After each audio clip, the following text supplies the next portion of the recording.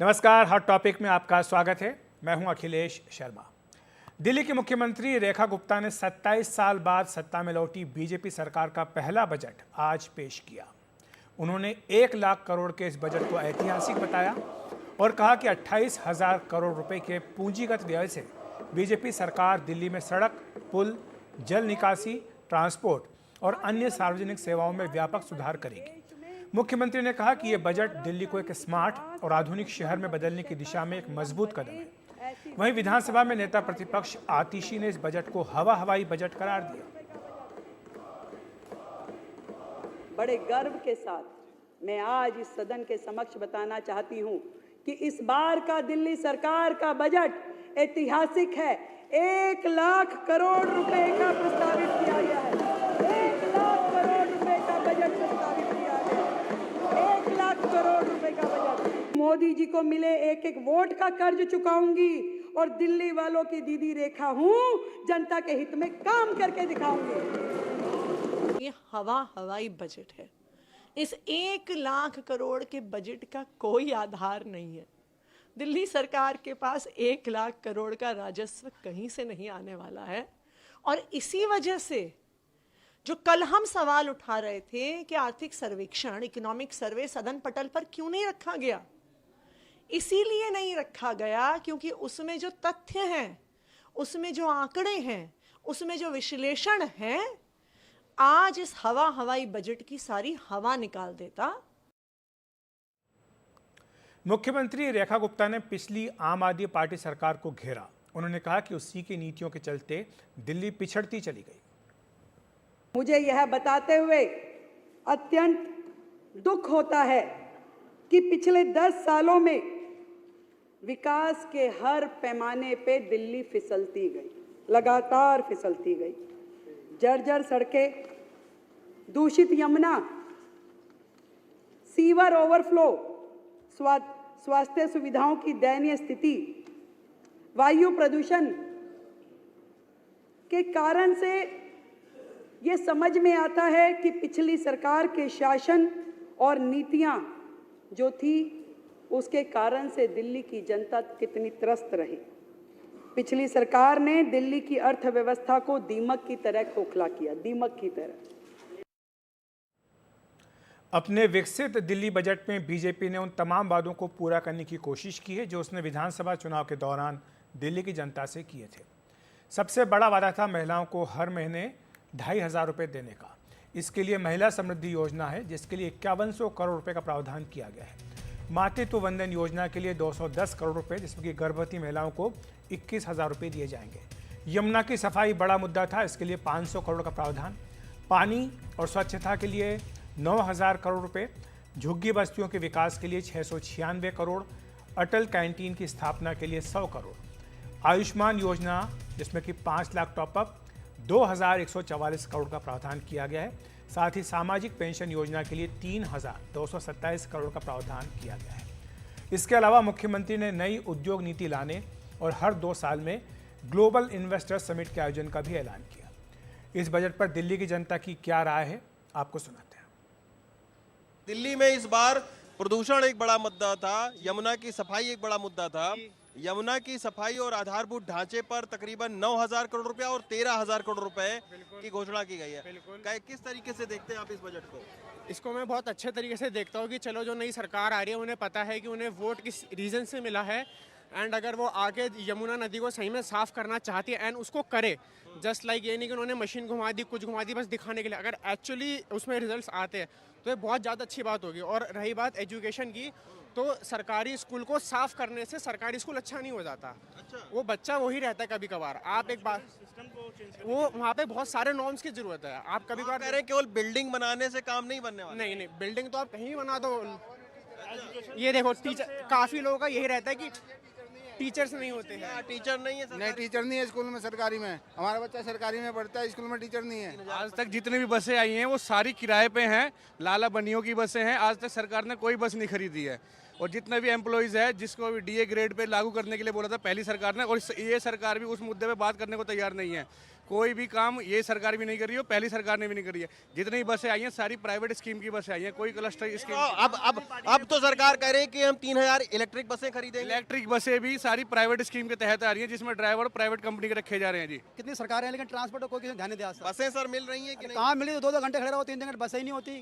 तो अब सरकार कह रही है कि हम 5000, अभी तक 3000 ई बसें हैं, इलेक्ट्रिक बसें। आप कह रही हैं हम उसको 5000। हमेशा कहती आई है कब नहीं करेंगे, हमेशा आया था, हमेशा क्या सरकार ये करेंगे वो करेंगे, कोई करता नहीं था, वहाँ पे तीर छोड़ते सारे, ठीक है ना, कोई कुछ। तो अभी नई सरकार को 33 दिन हुआ है, आज बजट पेश किया है 1 लाख करोड़।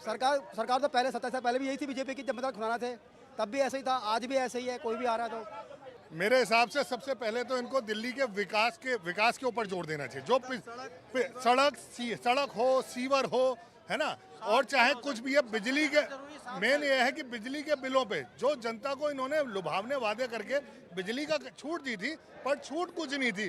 फिक्स प्राइस वहीं था दिल्ली में जो बिजली का था, उन्होंने सिर्फ दरें कम करी थी। मैं तो कहती हूँ महिलाओं के लिए सबसे ज्यादा उनकी सेफ्टी जरूरी है। अच्छा, हाँ जी। कैसे, किस तरीके की सेफ्टी? मतलब अब देखो इतना सब कुछ हो रहा है देश के अंदर कि भाई कई आदमी को काट के फेंका जा रहा है, कई औरत को मार दिया जा रहा है, बच्चों के साथ बलात्कार किया जा रहा है। सबसे मैंने उनकी सेफ्टी के बारे में सोचो। तो दिल्ली की नई सरकार और पहला बजट, इसी को लेकर चर्चा करने के लिए हमारे साथ एक खास मेहमान जुड़ रहे हैं। दिल्ली के वरिष्ठ मंत्री, दिल्ली सरकार में वरिष्ठ मंत्री आशीष सूद हमारे साथ जुड़ गए। आशीष जी, स्वागत है आपका एनडीटीवी इंडिया पर। आपको क्या लगता है इस बजट को देख करके? 27 साल बाद बीजेपी की सरकार आई है, पहला बजट है, क्या खूबियां हैं? क्या जनता से किए गए वादे पूरे किए गए हैं? मोदी जी की जो गारंटी की आप बात करते थे उसका क्या हुआ? ये बजट हमारा, इस बजट का हमारा गाइडिंग प्रिंसिपल है नरेंद्र मोदी जी का सबका साथ सबका विकास का विजन, और हमारा गाइडिंग फिलॉसफी और गाइडिंग डॉक्यूमेंट है विकसित भारत, विकसित दिल्ली का संकल्प पत्र 2025, जिसके आधार पर हमने चुनाव लड़ा। इसलिए इसमें नरेंद्र मोदी जी के विजन को पूरा करने का संकल्प भी है, अपने वादों को पूरा करने का संकल्प भी है। इसीलिए हम लोगों ने इस बजट का साइज में इतनी बड़ी वृद्धि हो पाई है, जो शायद देश के इतिहास में एक वर्ष में, और बल्कि एक वर्ष कहना भी थोड़ा ज़्यादती होगा, केवल 33 दिन हुए हैं अभी हमें सरकार में आए, और 31% की बजट के साइज में वृद्धि का संकल्प लेकर इस बजट को हमने प्रस्तुत किया है। 76,000 करोड़ का पिछली बार का बजट था, इस बार पूरे 1 लाख करोड़ का हमारा बजट है। 33 दिन में 31% की वृद्धि की योजना, ये निश्चित रूप से हमारे विजन को इम्प्लीमेंट करने का, नरेंद्र मोदी जी के सपनों का, विकसित भारत की राजधानी बनाने का प्रयास है। लेकिन आशीष जी, जो बुनियादी समस्याएं हैं दिल्ली की, जिसका कि जिक्र आप लोगों ने भी चुनाव के दौरान किया था, बिजली, पानी, सीवर, गड्ढों की, स्कूलों की, क्या पिछले बजट की तुलना में इस बार अधिक प्रावधान है? क्या उनके समाधान के लिए कोशिश की गई है?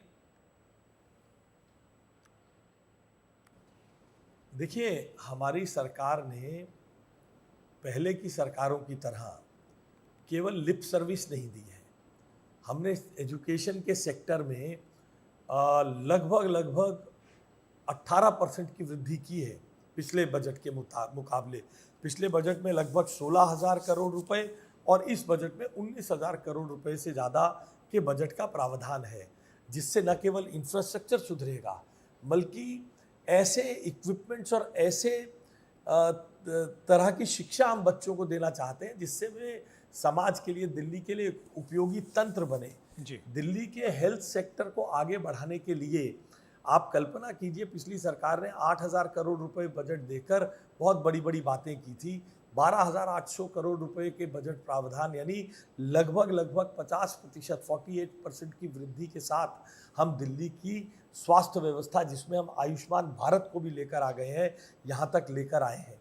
दिल्ली की ट्रांसपोर्ट व्यवस्था में 7400 करोड़ रुपए से बढ़कर 12,900 करोड़ रुपए, यानी 73% की बड़ी वृद्धि के साथ। और सबसे बड़ी बात, पानी के फील्ड में जो आज दिल्ली की सबसे बड़ी समस्या, बहता सीवर, गंदा पानी, हर घर की ये कहानी, 7,195 करोड़ का पिछली सरकार ने प्रावधान किया था, उसमें केवल 4-4.5 हजार करोड़ सरकार खर्च कर पाई है और 9,000 करोड़ रुपए का बजट हमने इस बार दिया है। लेकिन आशीष जी, आम आदमी पार्टी इस बजट से खुश नहीं। आतिशी जो कि नेता प्रतिपक्ष से कह रही हैं कि सिर्फ आंकड़ों का मायाजाल है, सरकार तो आर्थिक सर्वेक्षण ही लेकर नहीं आई। इस पर आप क्या कहेंगे?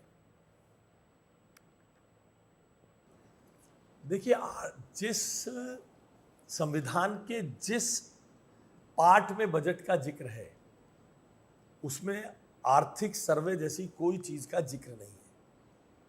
यह सरकार अभी नई आई है, सरकार को बने 33 दिन हुए हैं। सरकार पहले पिछली सरकार के कुकृत्यों का व्हाइट पेपर लेकर आएगी।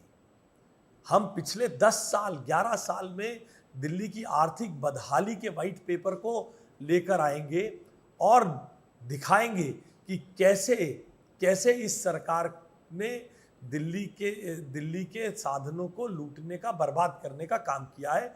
उसके बाद राज्य की आर्थिक स्थिति के लिए कोई ऐसा प्रावधान नहीं है बजट के उस अंश में कि हम ये बात आर्थिक सर्वेक्षण हमें बजट के साथ ही रखना है। व्हाइट पेपर दिल्ली की जनता को अवगत कराने के बाद हम एक दिल्ली के आर्थिक हालात का सर्वेक्षण कराकर दिल्ली की जनता के समक्ष रखेंगे। आतिशी जी 13 साल में 11 साल में वो उनकी सरकार नहीं कर पाई, वो 33 दिन में उम्मीद कर रहे हैं, क्योंकि वो जानते हैं। वो जैसे आप एक छोटी सी बात कह के अपनी बात को उदाहरण से समझाना चाहता हूँ। बच्चों को खेलते देखिए, जो बच्चा बल्ला लेके आता है ना, बैट लेके आता है, आउट होने वो कहता है ओए मेरे को और बारी दो, नहीं तो मैं तुम्हें खेलने नहीं दूंगा। आतिशी जी उसी तरह का आचरण कर रही है। उन्हें मालूम है वो सब बर्बाद करके गए हैं, उन्हें लग रहा है अच्छा अब खेल के तो दिखाओ। हम नरेंद्र मोदी जी के अनुयायी हैं। हर कठिन रास्ते में से, हर कठिन हालात में से रास्ता निकालने का हम प्रयास करते हैं। हमने 1 लाख करोड़ रुपए का बजट प्रस्तुत किया है, तो इस बात को समझना चाहिए। आम आदमी पार्टी अगर हम इसे 2 लाख का भी प्रस्तुत कर देते तो भी क्या उम्मीद करते हैं कि आम आदमी पार्टी हमारे को साधुवाद देगी, शाबाशी देगी? मैं नहीं मानता आम आदमी पार्टी इतने बड़े दिल के, इतने बड़े विशाल राजनीतिक हृदय के लोग नहीं है वे। ठीक है, शुक्रिया आपका आशीष जी, हमारे साथ जुड़ने के लिए बहुत बहुत धन्यवाद। और इसी पर चर्चा करने के लिए हमारे साथ 2 खास मेहमान जुड़ गए हैं। सिद्धार्थ यादव जी हैं जो कि प्रवक्ता हैं बीजेपी के, साथ ही घनेंद्र भारद्वाज जी आम आदमी पार्टी के प्रवक्ता। आप दोनों का बहुत बहुत स्वागत है एनडीटीवी इंडिया पर। सिद्धार्थ जी, शुरुआत आपसे करूंगा।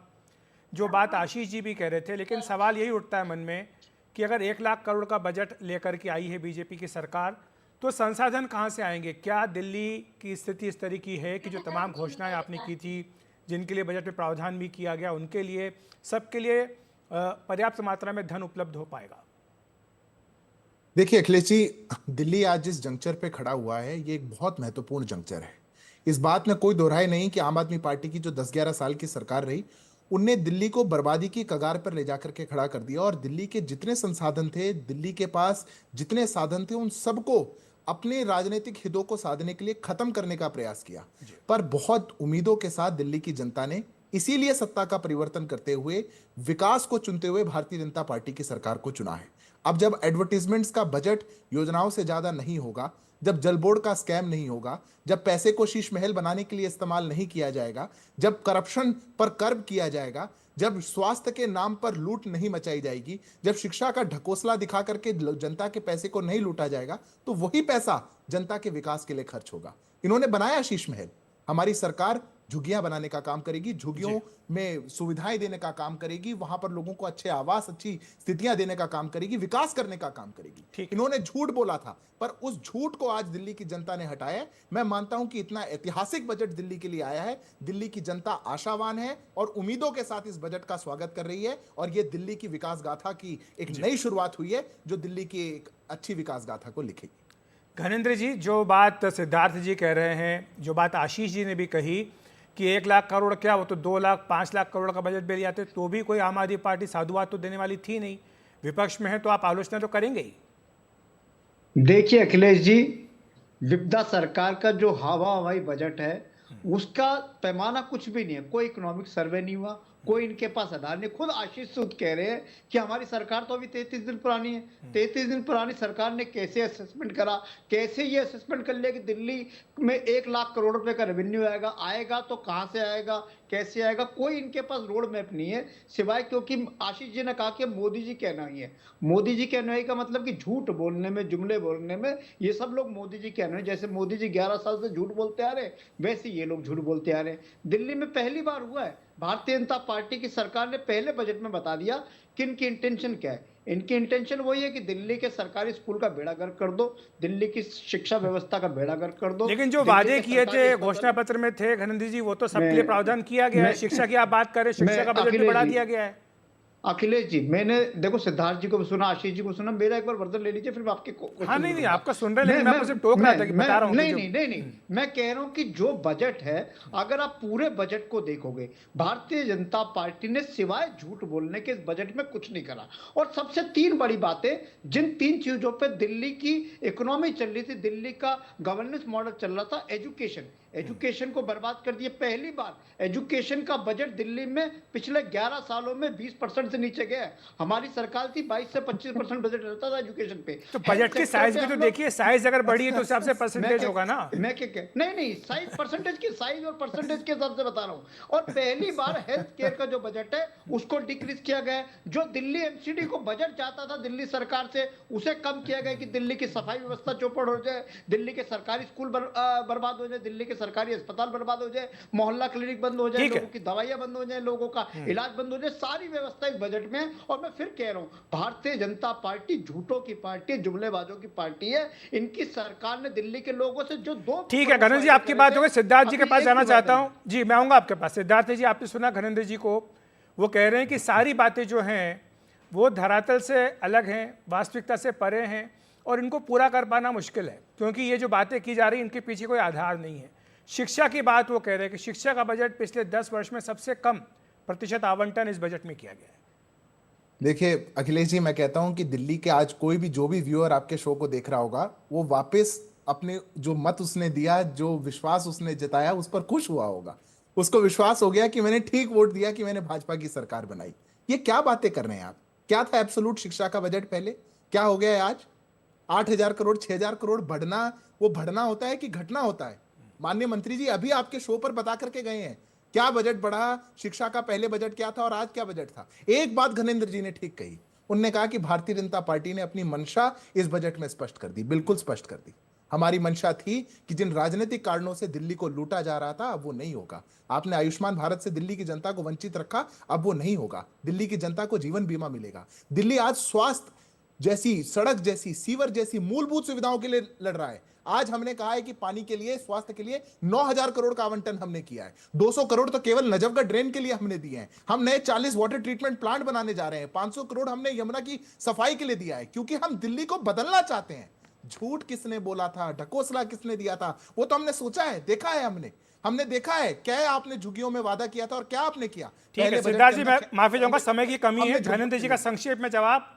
घनेंद्र जी, देखिए अखिलेश जी, मैं फिर कह रहा हूं कि भारतीय जनता पार्टी सिर्फ एक ही काम कर सकती है कि बर्बाद कैसे किया जाए, देश को कैसे बर्बाद किया जाए, दिल्ली को कैसे बर्बाद किया जाए, दिल्ली के सरकारी स्कूल, सरकारी अस्पतालों को कैसे बर्बाद किया जाए। अनऑथराइज्ड कॉलोनीज के लिए कुछ भी प्रोविजन नहीं है। अनऑथराइज्ड कॉलोनी में सड़क कौन से पैसे से बनेगी, सीवर लाइन कौन से पैसे से बनेगी, पानी की लाइन कैसे बनेगी। अच्छा ठीक है घनेंद्र जी, सड़कों के लिए कोई बजट। घनेंद्र जी माफी चाहूंगा, समय की कमी है। समय की कमी, जाते जाते 10 में से कितने अंक इस बजट के लिए?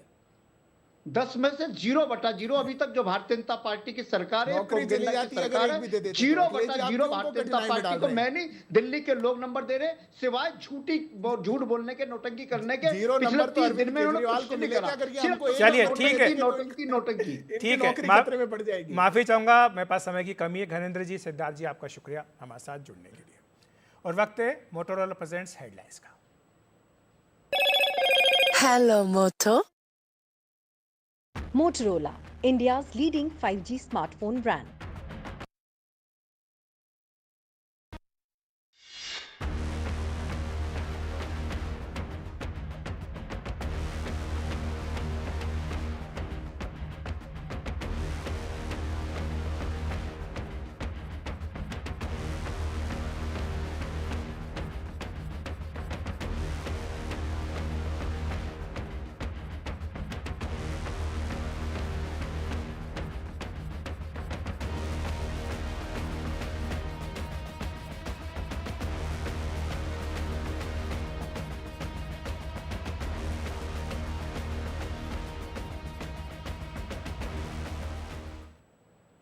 अभी वक्त एक ब्रेक का। ब्रेक के बाद आपको बताएंगे नोटों में आग दागदार या बेदाग।